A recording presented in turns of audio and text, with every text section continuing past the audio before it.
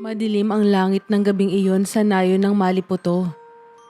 Ang mga puno ng nyog ay yumuyuko sa malakas na ihip ng hangin at tila may bumubulong sa hangin. Isang pangungusap na hindi maintindihan ni Sandro Balasco. 14 na taong gulang pa lamang siya, ngunit madalas niyang maramdaman ang mga kakaibang pangyayari sa kanyang paligid. Siya ay lumaki sa pangangalaga ng kanyang tiyo't tiya, sina Mang Teban at Aling Susing. Hindi siya lumaki sa luho. Sa halip, pinalaki siyang parang isa sa mga anak ng mag-asawa na madalas ay inuutusan sa palengke, pinagsasaka sa bukid at tinuturuan ng mga gawaing bahay.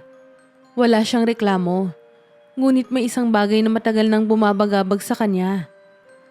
Ang katahimikan ng kanyang pamilya tungkol sa kanyang tunay na pinagmulan. Ang nanay at tatay mo, nawala sila sa sunog. Laging sinasabi ni Mang Teban tuwing nagtatanong si Sandro. Ngunit kahit kailan, hindi siya nakakita ng kahit isang lumang larawan ng kanyang mga magulang. Para bang nabura ang kanilang pagkatao sa kasaysayan. Ngunit ngayong gabi, may kakaibang nangyari. Habang natutulog si Sandro sa maliit niyang papag, naalimpungatan siya sa pagdating ng isang bisita. Isang matandang babae. Kulubot ang mukha at may mahahabang buhok na pilak. Nakasuot siya ng isang telang tila habi ng ginto at sa kanyang mga mata ay nagliliyab ang isang mahiwagang liwanag. Sandro Balasco! Anito sa tinig na malamig at buo. Biglang bumangon si Sandro. Pilit inaaninag ang matanda sa madilim na silid. Sino kayo? Tanong niya, hindi maikubli ang kaba sa kanyang boses. Ako si Babaylan Apong Laya. Dumating ako upang ibigay sa iyo ang mutya na nararapat lamang sa isang tagapagmana ng sinaunang lahi. Hinugot ng matanda mula sa kanyang bisig ang isang pulang mutya, kasing ningning ng pagsikat ng araw. Sa sandaling iyon, tila may sumabog na init sa loob ni Sandro. Para bang may isang apoy na biglang sumiklab sa kanyang puso. Nararamdaman mo na ba, Apo? Tanong ni Apong Laya.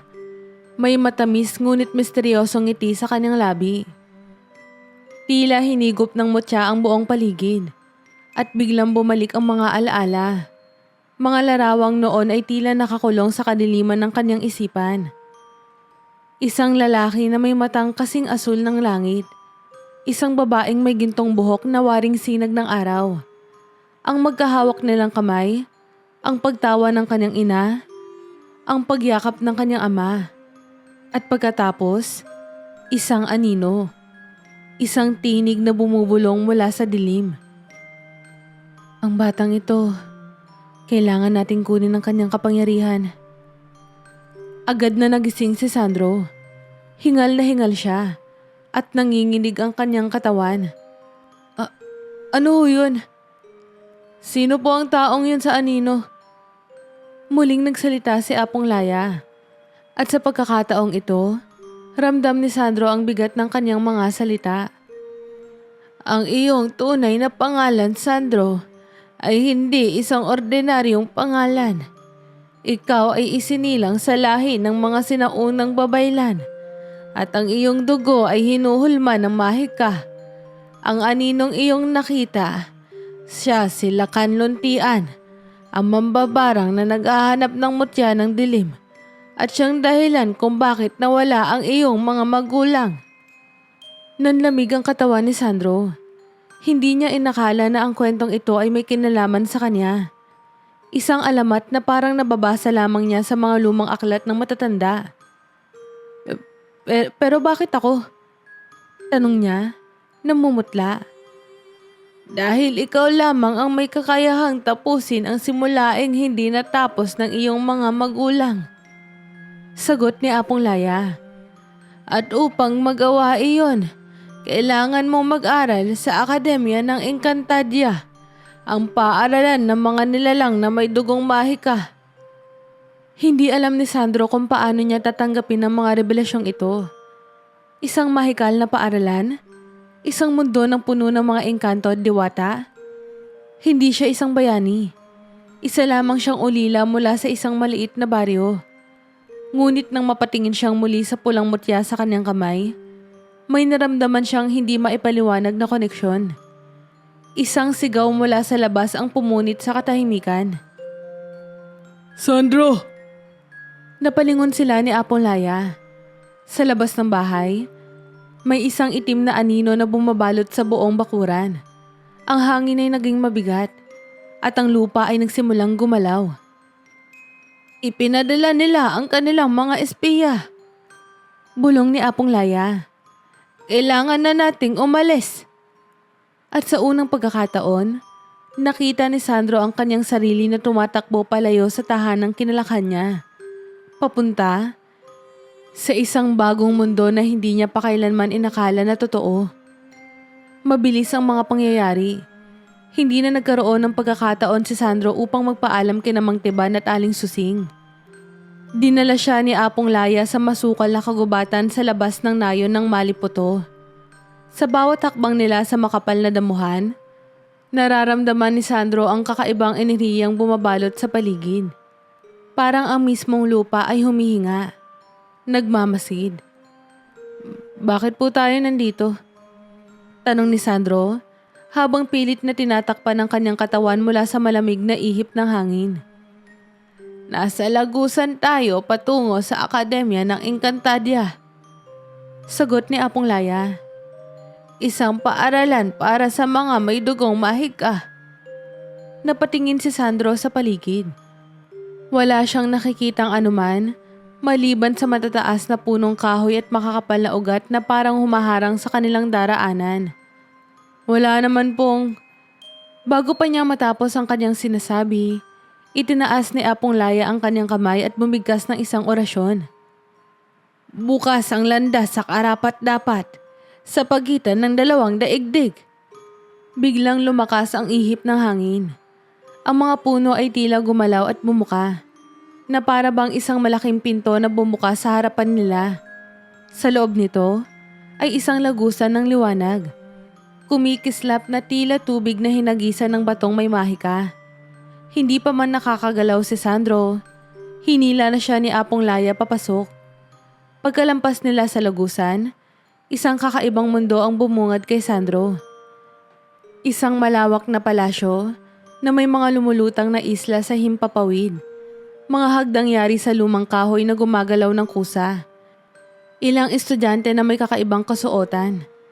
May ilan na tila diwata na kumikislap ang balat. Mga duwending may malalaking sombrero. At may tikbalang na tahimik na nagbabasa ng isang lumang aklat. Maligayang pagdating sa Akademya ng Encantadia. Anunsyo ni Apong Laya. Mula ngayon, dito ka matututo tungkol sa iyong mahika. Gustong magsalita ni Sandro, ngunit natigilan siya nang biglang lumapit sa kanila ang isang matangkad na lalaki na nakasuot ng pulang kasuotan na may bordang gintong alon. Mahaba ang kanyang buhok at may matalim na tingin. Apong Laya, bati nito. Mukhang dinala mo na ang bagong estudyante. Ayon sa propesiya, siya ang susunod na tagapagmana ng lahi ng mga sinaunang pabaylan. Sagot ni Apong Laya. Napansin ni Sandro ang paraan ng pagtingin sa kanya ng lalaki. Parang sinusukat ang kanyang kakayahan. Ako siguro, Agustin. Isa sa mga tagapangasiwa ng akademya. Pagpapakilala nito. Kung totoo ang sinasabi ng propesiya, maraming pagsubok ang kaharapin mo dito. Sandro Balasco. Matapos formal na ipasok sa akademya, sinamahan si Sandro sa kanyang silid sa puno ng silangan. Isa sa 4 na dormitoryong naghihiwalay sa mga mag-aaral ayon sa kanilang linya ng mahika. Ang iba pang dormitoryo ay tinatawag na puno ng kanluran. Ito ay para sa mga orador na gumagamit ng orasyon. Ang isa ay puno ng timog. Ito naman ay para sa mga salamangkero na gumagamit ng material na mahika. At ang panghuli ay ang puno ng hilaga. Ito ay para sa mga albularyo at manggagamot. Sa loob ng kanyang silid Nakilala niya ang dalawa niyang magiging pinakamalapit na kaibigan. Si Lucio, isang duwende na mahilig sa alchemy at pampasabog. At si Amara, isang diwata na bihasa sa orasyon. Ikaw yung bagong dating ano? Sabi ni Lucio, habang naglalaro ng isang maliit na bola ng kanyang apoy sa kanyang kamay. Mukha kang nawawala. Hindi mo siya dapat gulatin, Lucio. Sabat ni Amara. Masyado pang sariwa ang lahat sa kanya. Ngumiti si Sandro, pilit na nilalabanan ng kaba. Hindi ko pa rin maisip na totoo ang lahat ng to. Totoo nga, sagot ni Amara. At kung isa kang tunay na babaylan, napakalaking responsibilidad ang nakapatong sa balikat mo. Kinabukasan, nagsimula ang mga klase ni Sandro. Una niyang natutunan ang salitang orasyon. Ang kakayahang bumigkas ng mga sinaunang salita upang gumamit ng mahika. Ngunit sa unang subok niya, biglang sumabog ang kanyang orasyon ng liwanag. At halos matumba ang buong klase. Tila malakas ang enerhiya mo. Puna ng kanilang guro. Ngunit hindi mo pa ito kayang kontrolin. Sa ibang klase naman, pinag-aralan nila ang pag-anyaya ng elemento, kung saan dapat niyang tawagin ang isang elemento ng kalikasan. Si Amara ay madaling nakapagpakawala ng banayad na hangin. Si Lucio ay nagpakulo ng tubig. Ngunit nang subukan ni Sandro, biglang lumindol ang buong sahig. Napamulagat ang guro. Walang estudyanteng nakapagpagalaw ng lupa sa unang subok pa lang. Habang nagdaan ang mga araw, unti-unting natutunan ni Sandro na kontrolin ang kanyang kapangyarihan. Ngunit sa kabila nito, may bumabagabag sa kanya. Isang anino na madalas niyang nakikita sa gilid ng kanyang panaginip. Sa tuwing susubukan niyang alalahanin ito, naririnig niya ang parehong tinig mula noong gabi ng kanyang pagtakas mula sa maliputo. Ang batang ito, kailangan natin kunin ang kanyang kapangyarihan. Isang gabi, habang tahimik na naglalakad si Sandro sa looban ng akademya, may narinig siyang bulong mula sa isang madilim na sulok ng paaralan. Dahan-dahan siyang lumapit. Itinago ang sarili sa likod ng isang malaking haligi. Doon, nakita niya ang isang lalaki na may maitim na balabal. May hawak na pulang bato, nakahawig ng mutya ng dilim. Tuluyan na nating ibabalik sila kanuntian. Anang lalaki. Nanlaki ang mga mata ni Sandro. Lakan Luntian. Isang pangalan na alam niyang may koneksyon sa kanyang mga magulang. Hindi niya napansin ang aninong lumalapit sa kanyang likuran. Isang kamay ang biglang sumunggab sa kanya. Wala nang atrasan. Batang babaylan. Hindi makagalaw si Sandro. Ang malamig na kamay na mahigpit na humahawak sa kanya mula sa likod ay nagpatayo sa kanyang mga balahibo. Ramdam niya ang kakaibang enerhiyang bumabalot sa aninong humawak sa kanya. Anong ginagawa mo rito, bata? Tinig ng isang lalaki na malamig at puno ng pangamba. Mabilis na napalingon si Sandro at nakita ang isang matangkad na lalaki na may maitim na balabal. May mukha itong bahagyang natatakpan ng anino. Ngunit sa kabila ng dilim, kitang-kita niya ang mapulang mga mata nito. Hindi na siya nakasagot. Isang matinding bugso ng hangin ang bumalot sa paligid. At sa isang iglap, may humigop sa kanya patalikod. Nagising si Sandro sa isang lumang silid-aklatan. Napapalibutan ng mga mahahabang istante ng lumang aklat at nakabiting lumang lampara. Sa harapan niya, nakaupo si Guro Agustin at si Apong Laya. Parehong seryoso ang tingin. Alam mo bang muntik ka nang madakip ng isang alagad ng dilim? Matigas na tanong ni Guro Agustin. Hindi ko po alam. Nakita ko lang silang may hawak ng isang pulang bato. Kahawig ng mutya ng dilim. Sagot ni Sandro, pilit na inaalala ang nangyari. Nagpalitan ng tingin sina Apong Laya at Guro Agustin. Ibig sabihin, gumagalaw na sila. Ani Apong Laya. At mukhang alam nilang nandito ka na sa akademya. Ngunit ano pong pakay nila? Tanong ni Sandro. Napabuntong hininga siguro Agustin bago sumagot. Nais nilang buhayin sila kanluntian gamit ang kapangyarihan ng mutya ng dilim. At may hinala kami na ang isa sa mga nawawalang estudyante ng akademya ang susi sa pagbabalik niya. Nagtaka si Sandro. Nawawalang estudyante po? Tumango si Apong Laya. Sa loob ng nakaraang buwan, 3 estudyante na ang biglang nawala. Walang bakas, walang palatandaan kung nasaan sila. Ang tanging iniwang marka ay ang kulay itim na abo sa kanilang kama na para bang may sinunog na papel. May kakaibang takot ang bumalot kay Sandro. Paano po natin sila mahanap? Naglabas siguro Agustin ng isang lumang papel mula sa isang aklat. Isa itong mapa at may bilog na marka sa isang partikular na lugar. May isang lumang kasulatan sa silid-aklatan ng akademya. Ayon sa nakasulat dito, ang bundok makiling ay may lihim na nakatago. Isang lagusan na nag-uugnay sa daigdig ng tao at mundo ng dilim. Napalunok si Sandro. Ibig pong sabihin, nandun po sila? Tanging isang paraan lang ang makapagsasabi ng totoo. Sagot ni Apong Laya. Kailangan mong pumunta sa bundok makiling. Kinabukasan, lihim na naglakbay sina Sandro, Amara at Lucio papunta sa bundok makiling. May mga paalala sina Apong Laya at Guro Agustin na mag-ingat. Ngunit alam nila na wala ng oras para maghintay. Habang lumalalim ang kanilang paglalakbay, unti-unting nagbago ang paligid.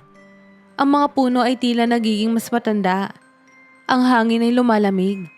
At ang lupa ay nagkakaroon ng kakaibang mga marka. Parang may kakaibang iniriyan na bumabalot dito. Bulong ni Amara. Tama ka.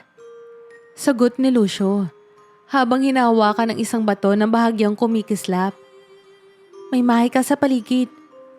Ngunit bago pa sila makapagpatuloy, isang malalim na tinig ang biglang narinig mula sa kanilang likuran. Hindi kayo dapat naririto.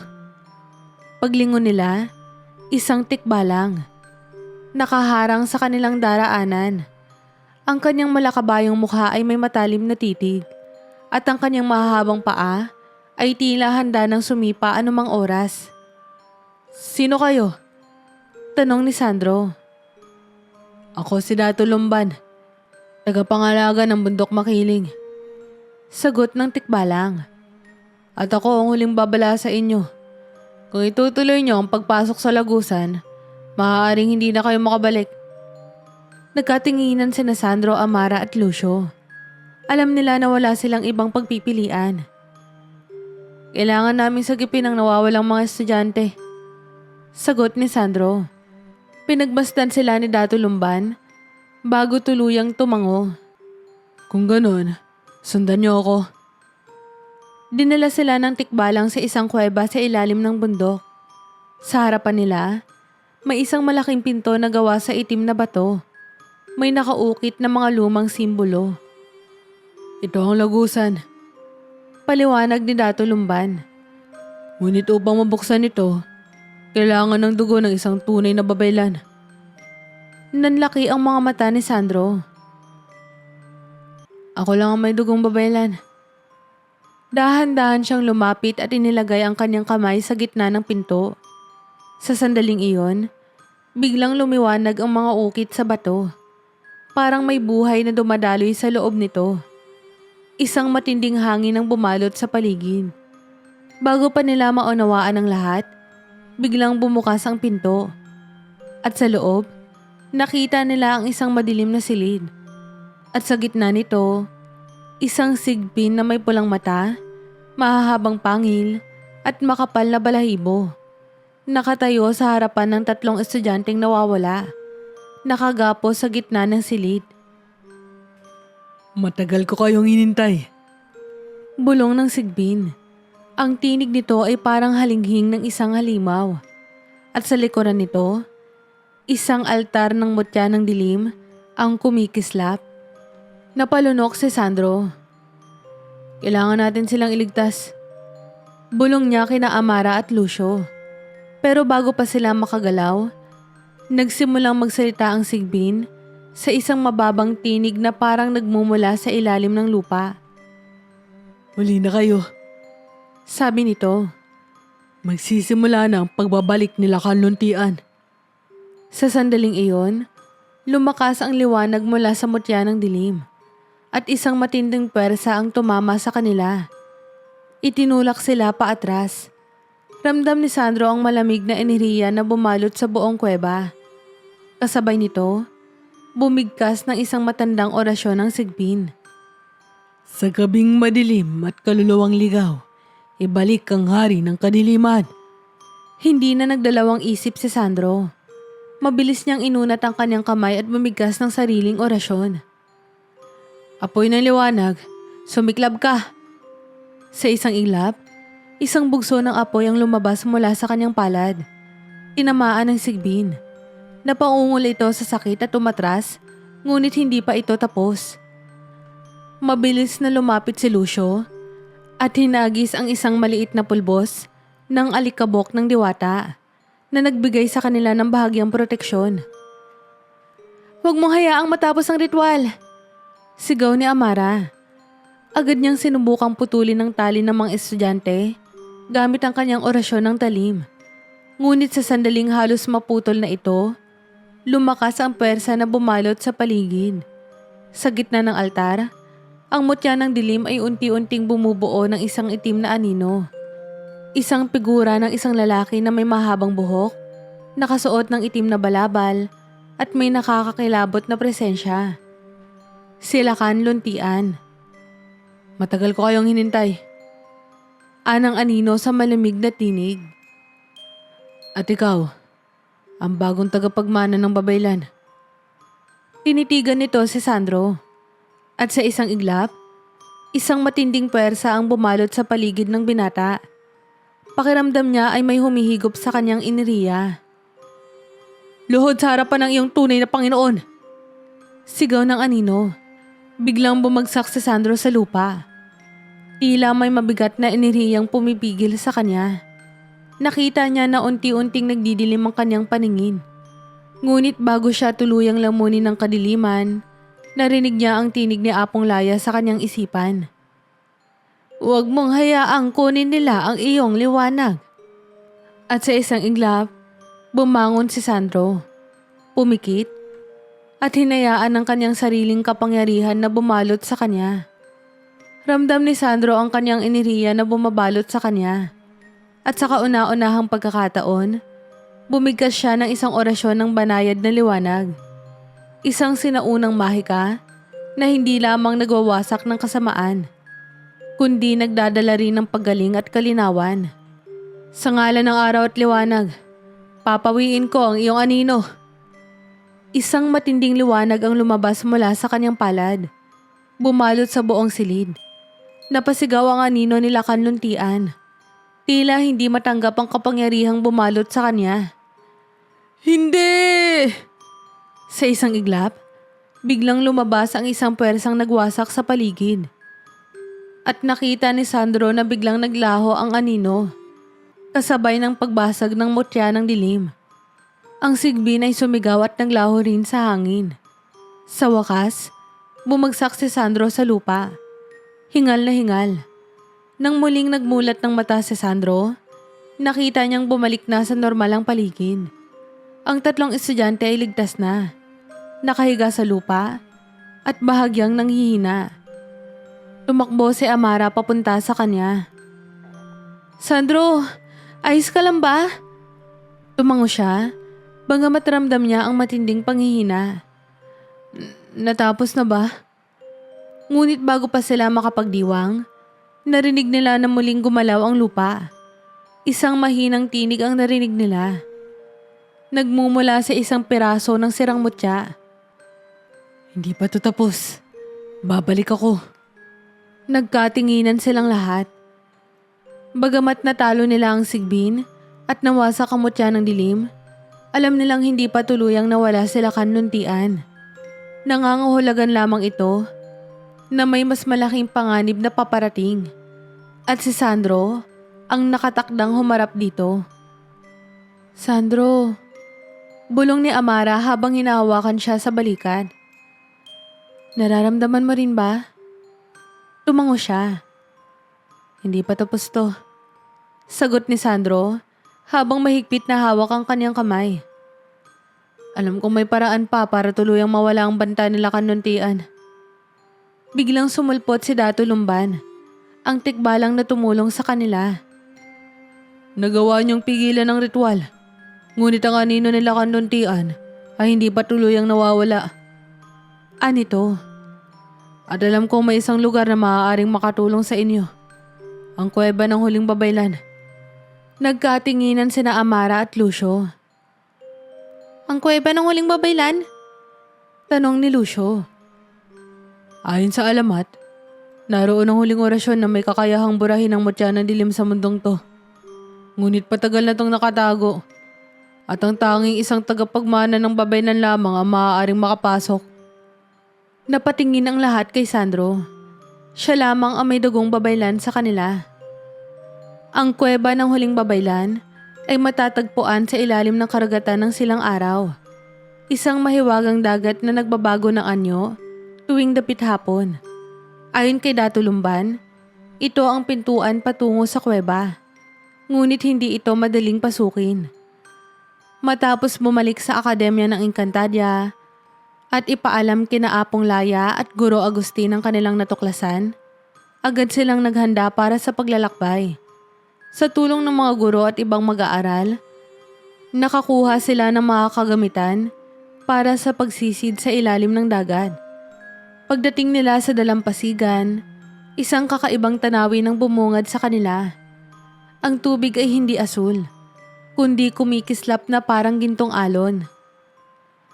Nandito na tayo. Bulong ni Amara. Mula sa ilalim ng tubig, lumitaw ang isang nilalang na may mahahabang buhok at makikintab na kaliskis. Isang sirena. Ano ang inyong sadya sa karagatan ng Silang Araw? Tanong nito. Ang boses ay tila dumadaloy sa hangin na parang awit. Lumapit si Sandro. Kailangan naming makita ang kuweba ng huling babaylan. Sagot niya. Tinignan siya ng sirena mula ulo hanggang paa. Saka ito ngumiti. Tanging ang isang tunay na babaylan lamang ang makakapasok. Handa ka na bang subukan? Napalunok si Sandro. Ngunit tumango siya. Sa isang iglap, kumanta ang sirena ng isang sinaunang himig. At unti-unting bumuka ang tubig sa kanilang harapan. Na tila isang lagusan patungo sa kailaliman ng dagat. Atin ang simula ng pagsubok. Anang sirena. Ngunit tandaan mo ito, batang babaylan. Hindi ka maaaring bumalik kapag ikaw ay nabigo. Sa ilalim ng dagat, isang malawak at madilim na kuweba ang bumungad sa kanila. Hindi karaniwang bato ang bumubuo sa mga dingding nito. Ang bawat bahagi ng kuweba ay may mga ukit ng sinaunang orasyon. At tila may bumubulong sa paligid. Habang lumalalim ang pagpasok nila, isang tinig ang narinig ni Sandro sa kanyang isipan. Sino ka upang lumapit sa aking tahanan? Napatingin si Sandro sa paligid. Ang boses ay hindi nanggagaling sa isang tao. Parang mula ito sa hangin mismo. Dahan-dahang lumitaw mula sa anino ang isang espiritu ng isang matandang babae. May mahaba at maputing buhok at nakasuot ng isang lumang kasuotan ng babaylan. Ako po si Sandro Balasco. Sagot niya, pilit nilalabanan ng kaba. At hinahanap ko po ang huling orasyon upang tuluyang wasakin ang mutya ng dilim. Tinitigan siya ng matanda. At sa isang iglap, lumitaw sa kanyang harapan ang isang nakasulat na sinaunang orasyon sa isang lumang dahon. Ang orasyong ito ay may kapangyarihang burahin ang anumang bakas ng kadiliman. Ngunit may isang kondisyon. Napalunok si Sandro. Ano po yun? Upang gamitin ito, Kailangang isakripisyo ang isang bahagi ng iyong sarili. Nagkatinginan sina Amara at Lucio. Anong ibig sabihin ng bahagi ng sarili? Tanong ni Lucio. Ngumiti ang espiritu. Ito ay isang orasyon ng pag-alay. Sa sandaling bigkasin mo ito, mawawala ang isang bahagi ng iyong kaluluwa. Isang alaala, isang damdamin, o isang kapangyarihan. Natahimik si Sandro. Kung gagamitin niya ito, may isang bahagi ng kanyang pagkatao na mawawala magpakailanman. Handa ba siyang gawin ito? Habang hawak ni Sandro ang lumang dahon, ramdam niya ang bigat ng desisyon. Alam niya na ang pagbura sa mutya ng dilim ang tanging paraan upang tuluyang mapigilan ang pagbabalik nila kanluntian. Ngunit handa ba siyang magsakripisyo? Muli niyang naalala ang mukha ng kanyang mga magulang, ang kanilang mga ngiti, ang kanilang mga yakap. Kung siya talaga ang tagapagmana ng babaylan, wala siyang ibang pagpipilian. Itinaas niya ang kanyang kamay at sa mahina ngunit matibay na tinig ay sinabi niya, "Handa po akong gawin to." Sa isang iglap, bumalot ang isang gintong liwanag sa paligid niya. Ang espiritu ng babaylan ay tumango at ang sinuunang orasyon ay unti-unting sumanib sa kanyang palad. Isang matinding sakit ang naramdaman niya. Parang may isang bagay na hinugot mula sa kanyang pagkatao. Pagdilat niya, nakita niyang nakatitig sa kanya sina Amara at Lucio. Halatang nag-aalala. "Sandro," bulong ni Amara. "Ano ang nawala sa'yo?" Sinubukan niyang alalahanin ito. Ano iyon? Ano ang nawala sa kanya? Ngunit wala na siyang oras para alamin ito. Dahil sa kanyang palad, naroon ang huling orasyon. Ang tanging sandata na makakapigil kay kanluntian. At alam niya na hindi magtatagal bago nila ito gamitin. Bumalik sina Sandro, Amara at Lucio sa akademya ng Encantadia. Dala ang huling orasyon mula sa kuweba ng huling babaylan. Ngunit sa kanilang pagdating, bumungad sa kanila ang isang kagimbal-gimbal na tanawin. Nilulusob ng mga alagad ng dilim ang akademya. Sa paligid, nagkakagulo ang mga estudyante at guro. Nilalabanan ang mga engkanto at halimaw na sumalakay mula sa anino nila kanluntian. Ang langit ay nagdilim at isang itim na ulap ang bumalot sa buong paaralan. Sa gitna ng kaguluhan, nakita nilang nakatayo sa mataas na tore ng akademya ang anino nila kanluntian. Ngayon ay halos buo na ang kanyang anyo. Salamat sa natitirang enerhiya ng mutya ng dilim. "Huli na kayo." Malamig nitong sabi. "Wala nang makakapigil sa aking pagbabalik." Ngunit sa kanyang kamay, may hawak siyang isang piraso ng alaala. Natahimik si Sandro. Doon niya naunawaan kung ano ang nawala sa kanya. Ang alaala ng kanyang mga magulang. Ito ang inalay niya upang makuha ang orasyon. Saglit siyang napayuko, ramdam ang sakit ng pagkawala.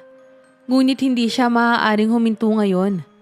Humigpit ang hawak niya sa kanyang palad, kung saan nakasulat ang sinaunang orasyon ng pagpapawala sa kadiliman. "Tapos na ang paghahari mo, kanluntian," matigas niyang sabi. "At ako ang tatapos sa'yo."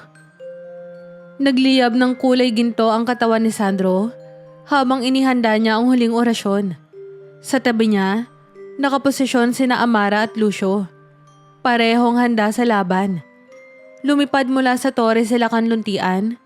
Isang madilim na alon ng enerhiya ang sumumbalat mula sa kanya, papunta sa kanila. Ngunit hindi sila umatras. Bumigkas si Sandro ng unang bahagi ng orasyon. "Sa ngalan ng sinaunang liwanag, pinapawi ko ang dilim ng panlilinlang."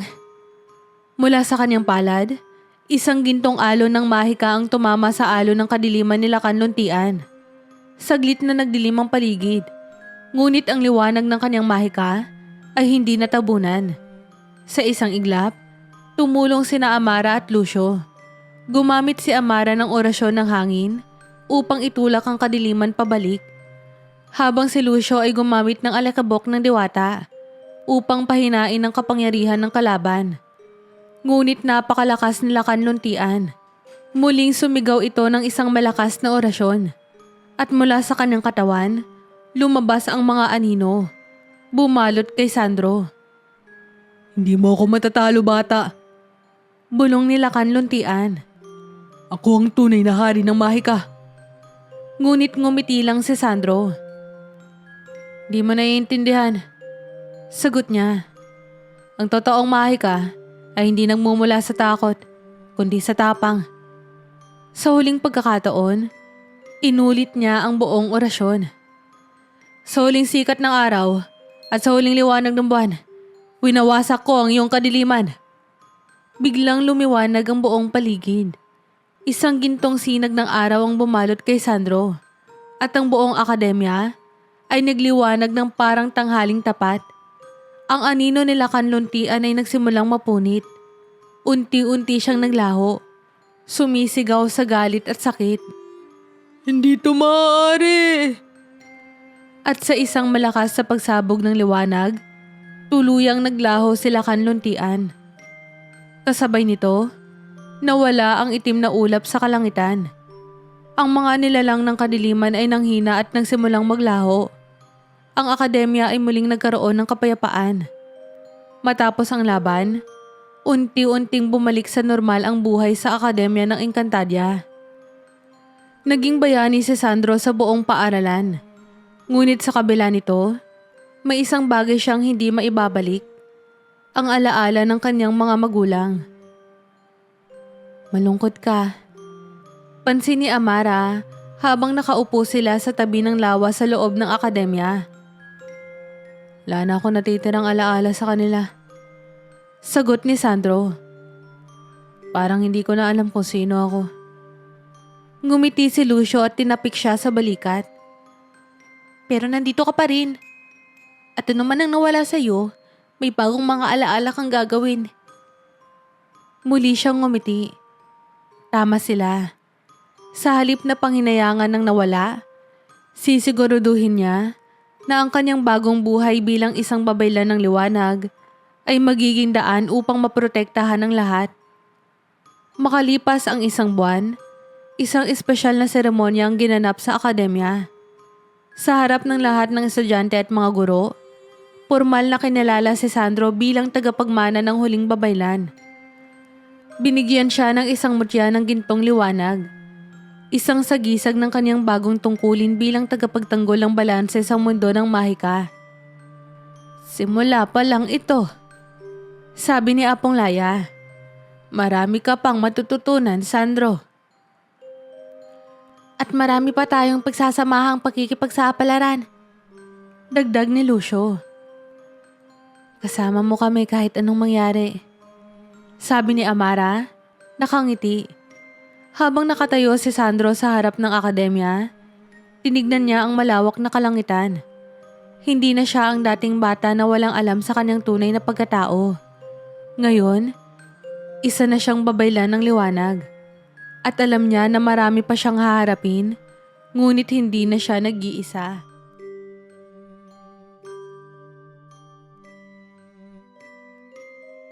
Kamusta po kayo?